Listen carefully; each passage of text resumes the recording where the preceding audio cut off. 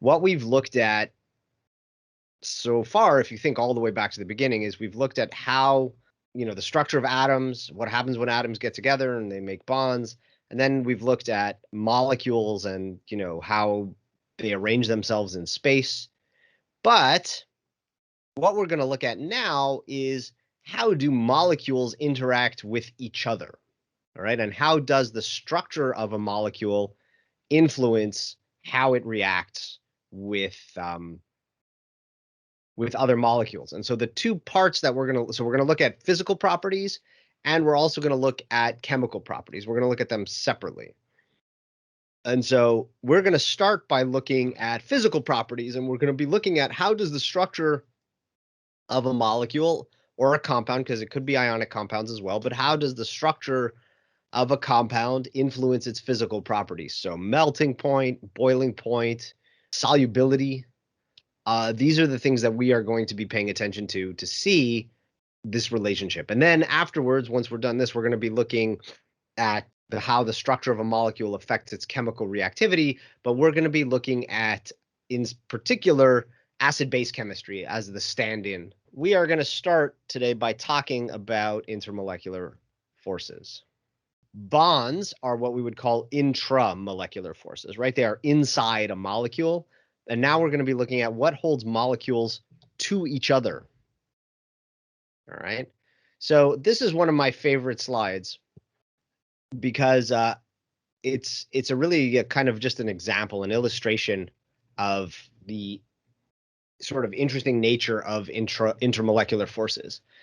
So this is a gecko. If you've ever been somewhere that has geckos, or if you have a pet gecko, you know that they can do things like climb walls.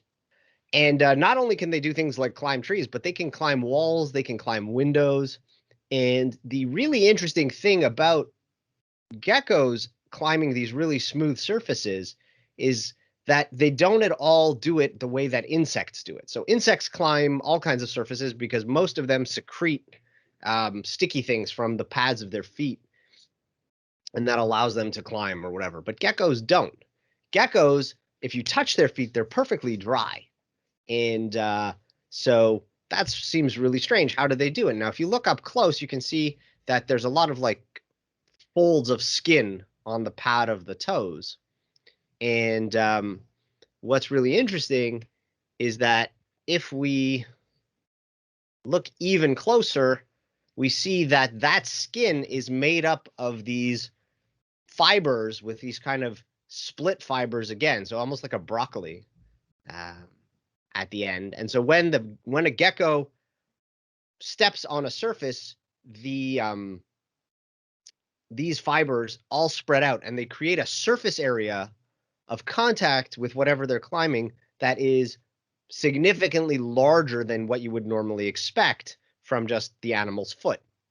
And what happens is that the intermolecular forces that we're going to talk about are so big, even though the forces themselves are actually quite weak.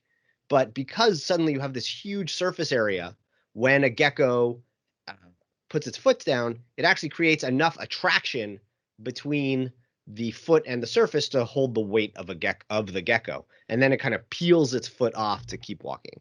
So it's really kind of cool. Now, intermolecular forces exist in nature and they have huge impact. So the classic example of this is DNA. So you guys all know that DNA is two strands, right? The double helix, and it's held together by these pairings of the nucleotides, right? You have the base pairs, right? A and T and G and C. And again, the two strands of DNA aren't actually chemically bonded to each other. They're held together by another type of intermolecular force known as hydrogen bonding.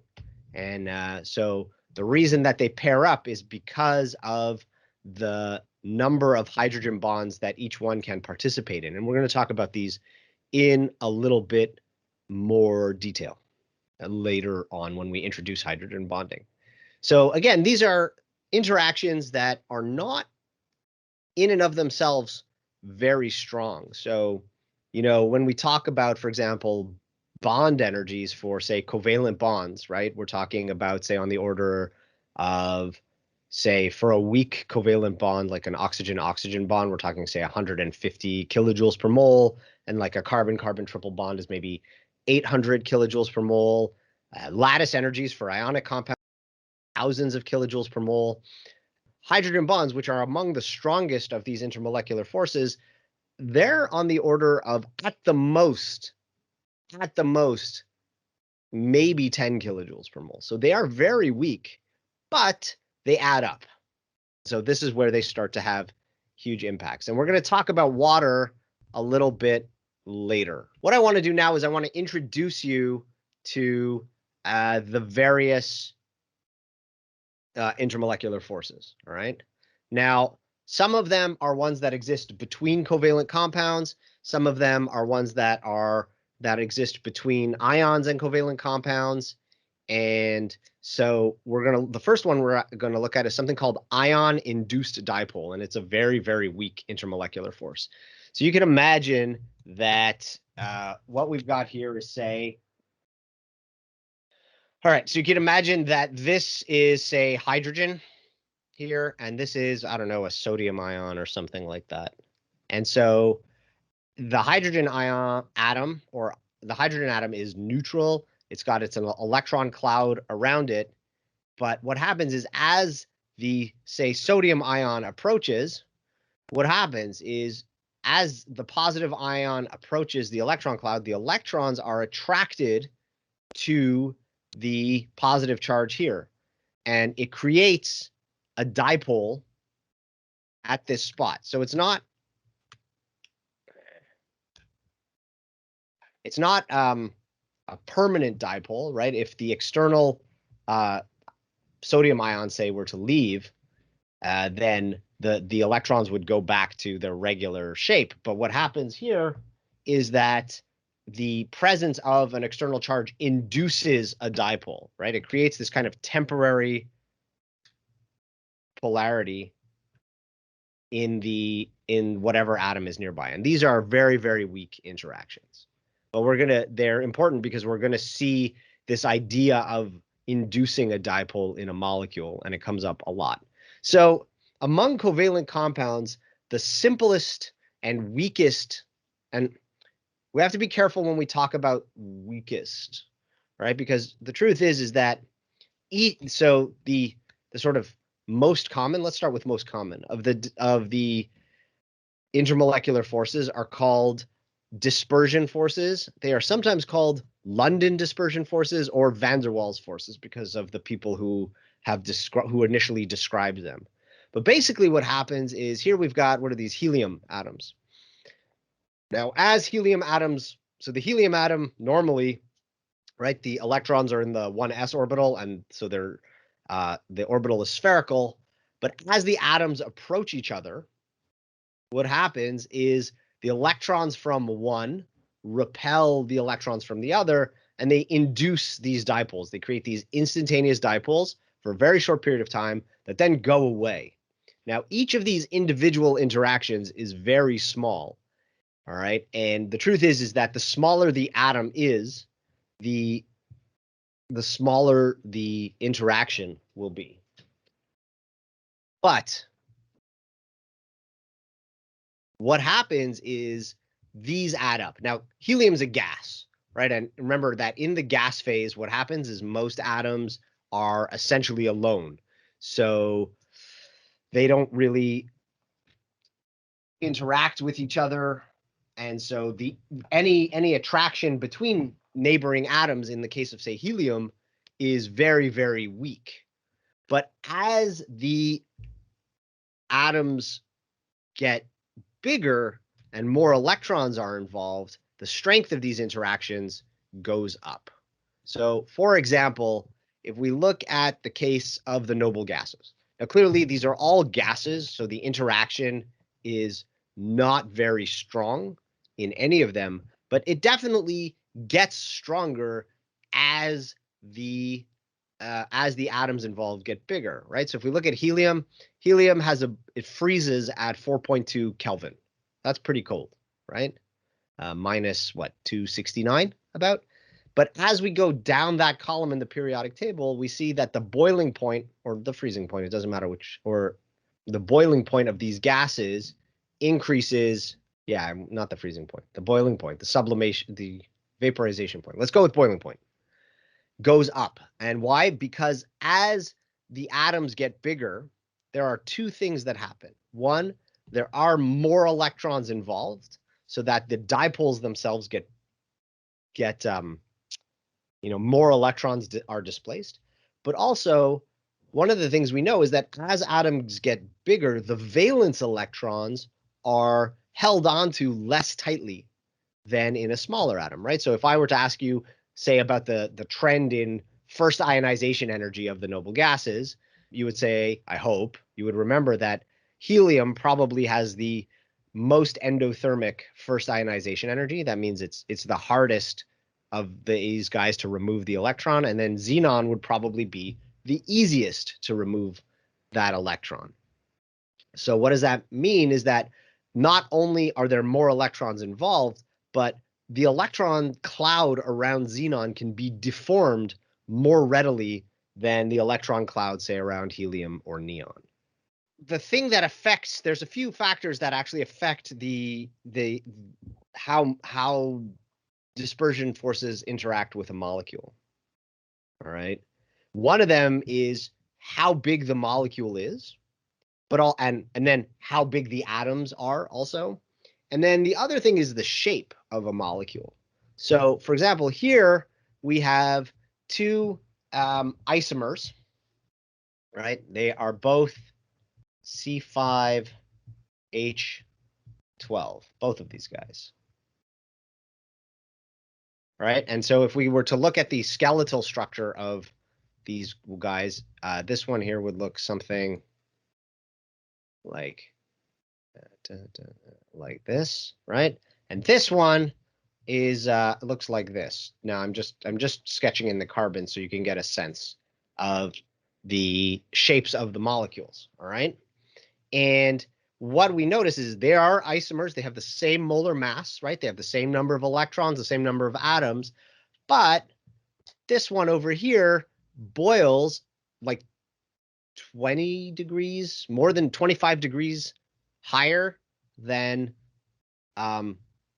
this one. Now, in case you're not clear on why we care about this, remember what happens when something boils, right? What happens when something boils is it goes from the liquid phase to the gas phase, obviously, but what it means is that you have to provide, or the environment has to provide, enough kinetic energy to the system to allow the molecules to overcome their attraction to each other. And so the more attracted the molecules are to each other, the harder it's going to be to get them to boil, right? Because you're going to have to put in more heat energy. So they're going to need more kinetic energy to overcome the attraction they have to one another.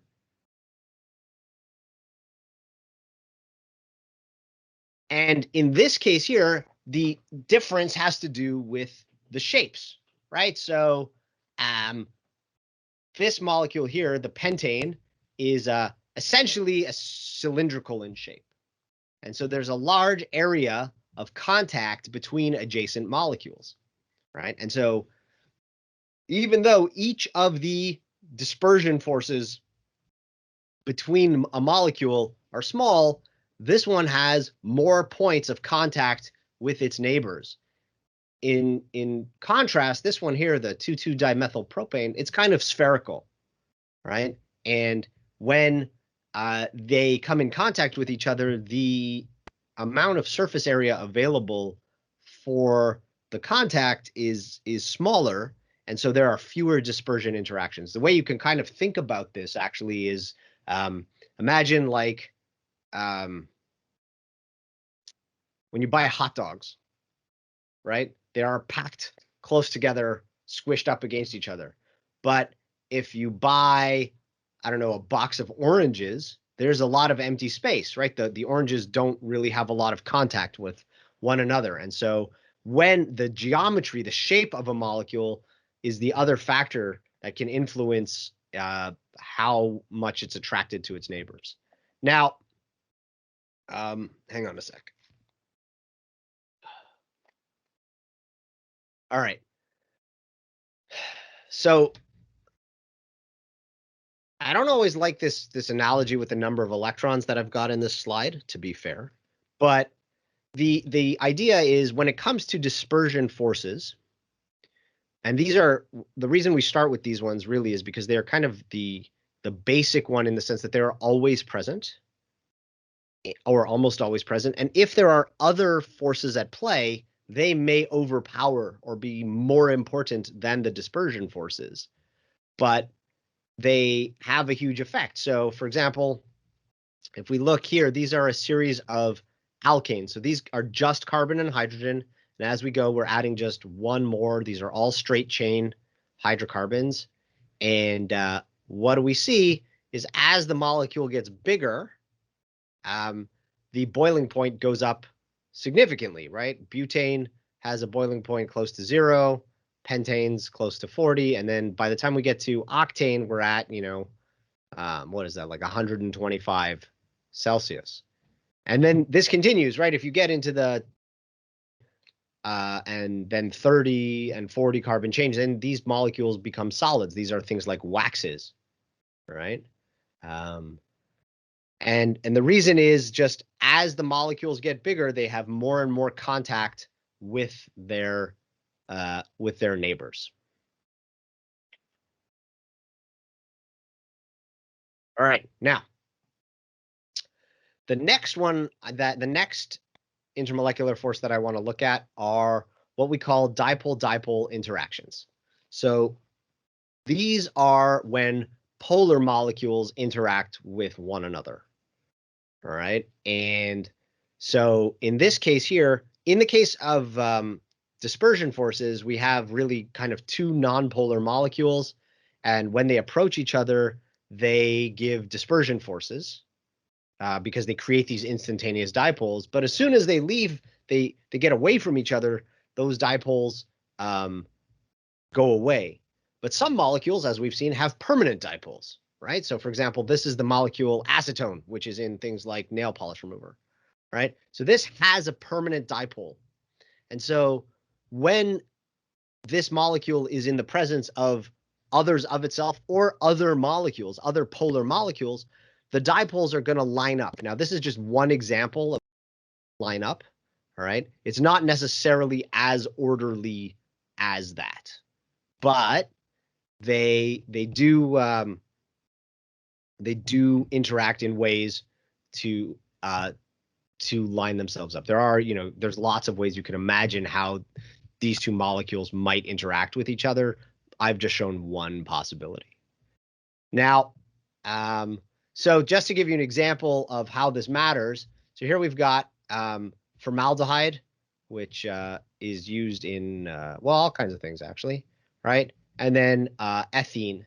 So here we have two molecules, similar in shape, to be honest. They're both flat, right? This one is just trigonal pyramidal, but this, trigonal planar, but this has two trigonal planar ends. So it's kind of, this is a flat rectangle, I guess. There's no technical term.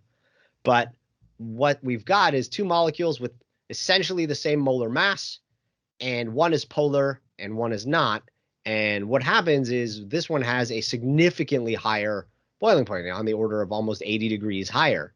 And that's just because it's polar, right? So because it's polar, it's more attracted to its neighbors than the nonpolar molecule. And so here's another example in this slide where we have molecules that they are all roughly the same size, right? They all have essentially the same molar mass. And on this axis, we're plotting them against their dipole moment. So the dipole moment is a measure of how polar something is, all right? And the larger the dipole moment, the more polar a molecule is. And we can see that the least polar of these, right, which is propane, here has a boiling point. Now this is, I don't know why, but this one switched to degrees Kelvin, but it's low. I mean, propane's a gas at room temperature. And then as we go up here, we see what happens is, in fact, these molecules are slightly smaller, but they are more polar. And so what happens is they have a larger boiling point. Now, it's important to realize something. There is kind of a hierarchy to understanding, if I ask you to rank boiling points. And I think the exercise in the problem set, I think it's 10, does a really good job of trying to illustrate this, I think. But the idea is this, is that when we are talking about, well, this is what we're going to get to actually, is, molecules have competing factors. So how do I judge if it's how polar something is versus its molar mass? Which one is going to tell me how to judge the relative, say, boiling points or melting points? Because that's ultimately what we're going to be trying to do here, is we're going to be looking at getting you to, I'm going to give you, say, a bunch of molecules, and I'm going to say, well, rank these in terms of their molar masses, not in terms of their molar masses, sorry. Rank these in terms of their boiling points or their melting points. And you're going to have to make a judgment based on their structures. So how do we play off the difference, say, between molar mass and polarity? So what I've got here are three molecules. They are all versions of this. All right. So they're all tetrahedral. The X means that it's halogens. Right. So they're all tetrahedral and they are all polar like that, more or less. Right. So this one here, this is the fluorine, chlorine, bromine, and iodine. Now, so what do we see is that this one here with the fluorines, that's the most polar of these. Okay, like the dipole moment of this, I don't have it written down, but the dipole moment of this molecule is significantly larger than the other ones. But the molar mass difference is what actually wins here, right? You can see that regardless of the change in polarity, this one here with the iodines is almost nonpolar, but it doesn't matter. It's the heaviest one.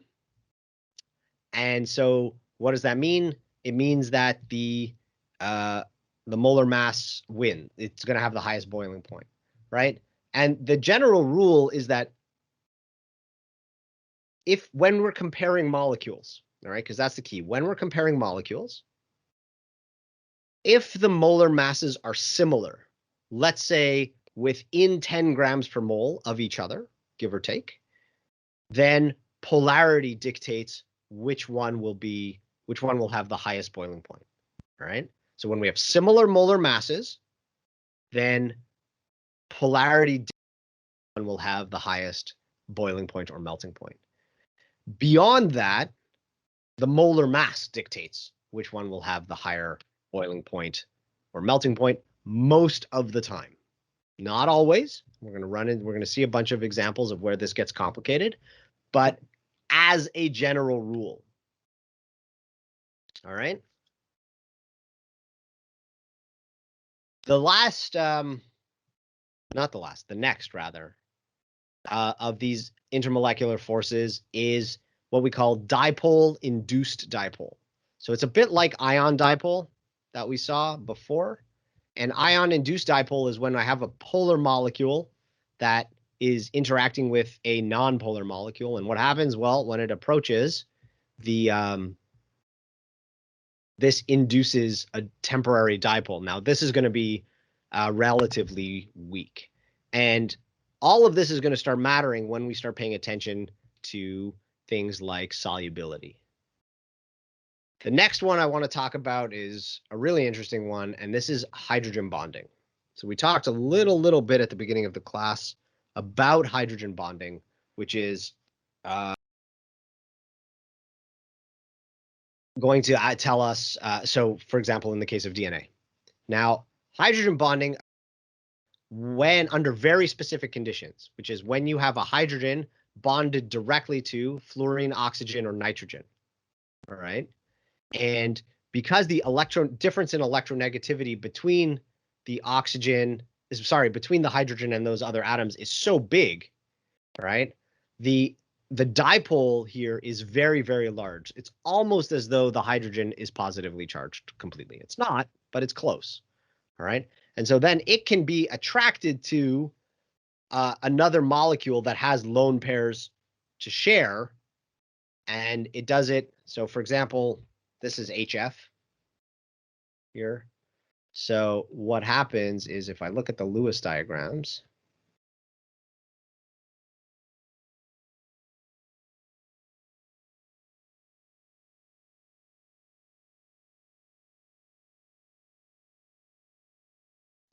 so this is partially positive, this is partially negative, and the lone pairs here are attracted to the hydrogen. And this is what we would call a hydrogen bond.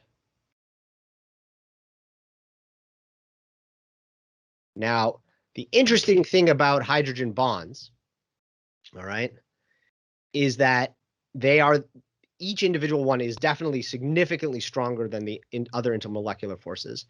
But the other thing that's different about hydrogen bonds is that they are directional. All right. It's no mistake that I drew this fluorine, this hydrogen, and this fluorine in a straight line. All right.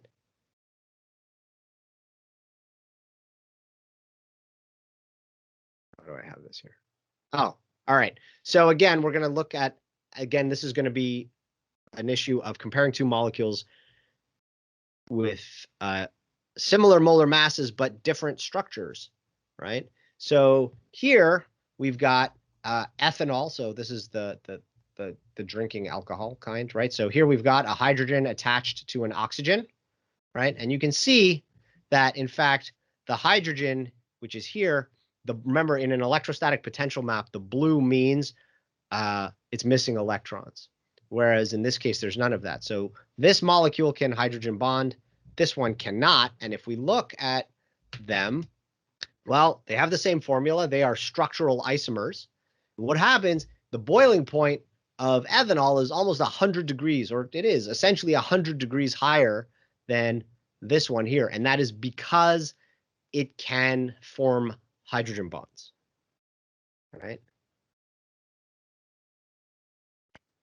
So hydrogen bonds look, in this case, something like this, right? So we have the hydrogen here, which remember is going to be quite positive, and it's going to be attracted to an oxygen atom on an adjacent molecule of ethanol. And my drawing didn't come out perfectly, but it's directional. This hydrogen is attracted to this particular oxygen. And the arrangement of atoms is essentially in a straight line.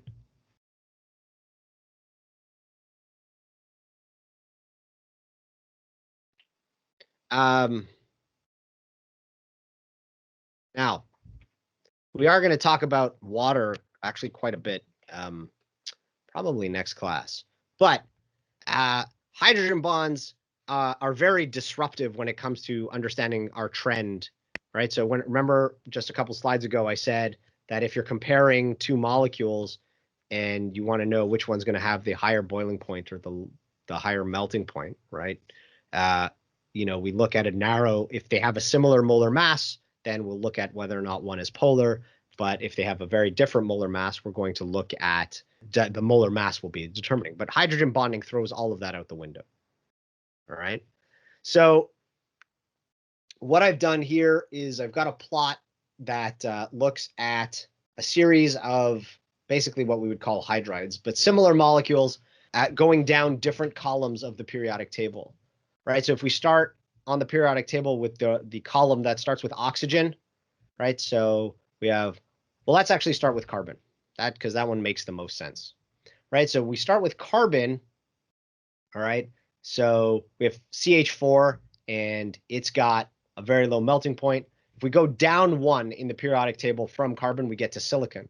So this SiH4 is heavier, so we would expect a higher melting point, and we see that.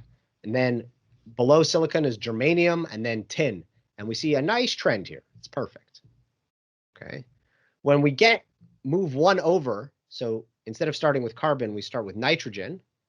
Well, what do we see is that, in fact, the NH3 doesn't fit the trend. If we move down 1 from nitrogen, phosphorus, arsenic, antimony, all right, these guys follow that regular trend of, higher molar mass means higher boiling point.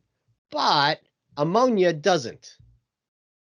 And why? Well, ammonia can form hydrogen bonds with itself or other molecules, but right now we're just going to focus on hydrogen bonding with itself, right? Remember, the rule is the hydrogen atoms have to be attached to oxygen, nitrogen, or fluorine. And this difference is even more pronounced in the case of water. And this is one of the reasons that we're going to spend the better part of a lecture soon talking about water in particular. But here's the deal. If we look at here, so if we have water, so the central atom is oxygen. So if we move down 1, it's sulfur, then selenium, then tellurium. And these guys follow this pretty trend also. Water throws it completely out the window, right? For water, which has, again, water has a molar mass of 18. So it's small, but it has a boiling point of 100 degrees Celsius. We just take that for granted, but it's so exceptional. Of all the possible compounds, right, for such a small molecule to have such a high melting point is really, really very exceptional. So we are going to come back to all of this stuff in a little bit. And we're actually going to spend a bunch of time talking about water. But the last of these that I want to talk about today are what we call ion-dipole interactions. These are really, really important because they relate to how ionic compounds dissolve in water. All right. And so ion-dipole interactions are when you have a polar molecule and you have ions in it, what happens is the molecules of the solvent arrange themselves around an ion. So for example, here, if I have sodium chloride dissolved in water, right, I have the sodium ions and the water molecules arrange themselves so that the positive end of their dipole is facing the chloride ion. And then around the sodium ion, which is positively charged, what happens is the negative end of the dipole points towards the sodium ion.